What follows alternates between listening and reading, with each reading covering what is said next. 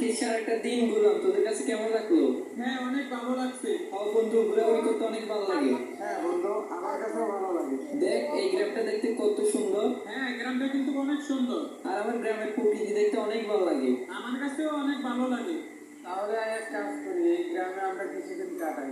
হ্যাঁ, তুই ঠিক বলছস। তাহলে তো আমাদের বাসা ভাড়া করতে হবে।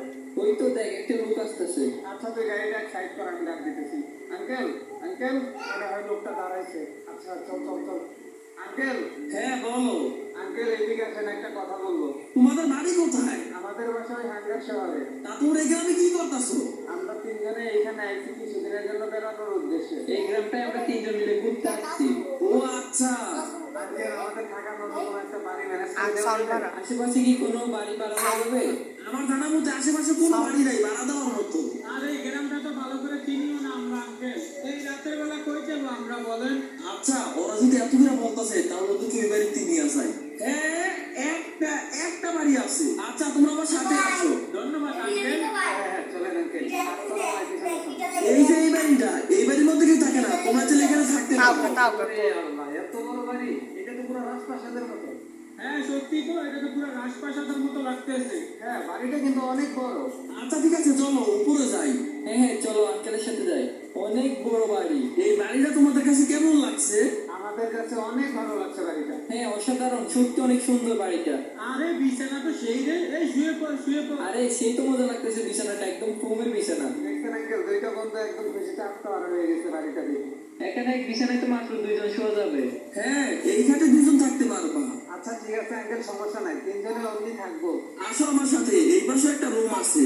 ও, এই পাশেও একটা রুম আছে, তাহলে তো আমাদের জন্য অনেক ভালো। আর আমরা তো কল্পনা করি না এত সুন্দর বাড়িতে আমরা থাকতে পারবো। অনেক সুন্দর লাগছে আমাদের বাড়িটা। ভালো লাগলে হবে নাকি নাজমুল? এই বাড়িতে তো একটা খাট, আর একটা খাটে দুইজন শোয়া যাবে। তোমার তো আজকে বাইরে রাখবো।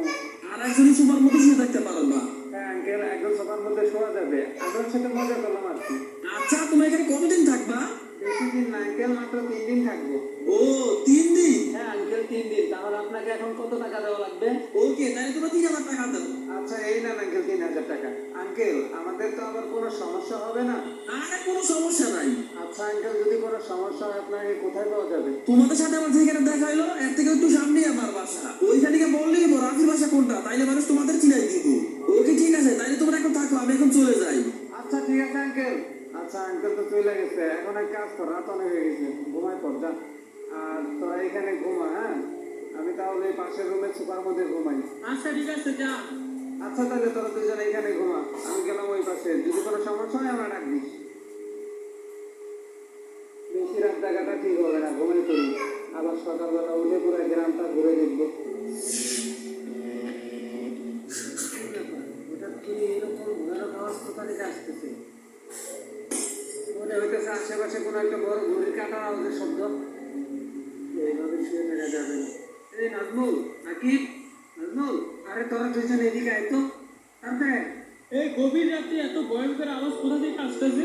হ্যাঁ আমার কাছে অনেকটা অদ্ভুত লাগতেছে এই আওয়াজটা।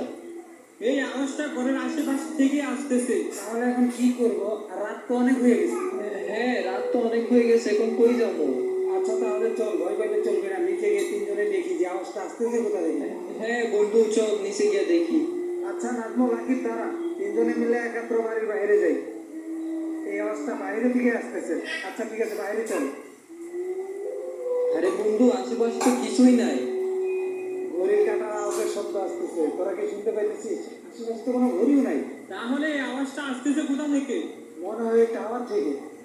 ওইটা টাওয়ার থেকে কি করলো রে? ওই যে দেখ একটা ভূত।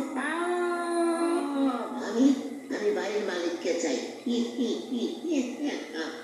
মালিককে চাই, আমি চাই।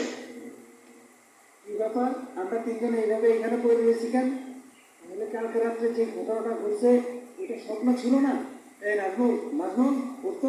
আরে বল, আমরা এখানে কার? আকিব উঠ। হ্যাঁ বল। এই তোদের কি কোনো খেয়াল আছে? আমরা বাইরে পড়ে রয়েছি। তাই তো, আমরা এখানে পড়ে রয়েছি কেন? তাহলে কি আমরা এই সারা রাত বাহিরে ঘুমাইছিলাম? হ্যাঁ, আমরা সারা রাত বাইরেই ছিলাম। আমাদের সাথে একটা অলৌকিক ঘটনা ঘটে গেছে কালকে।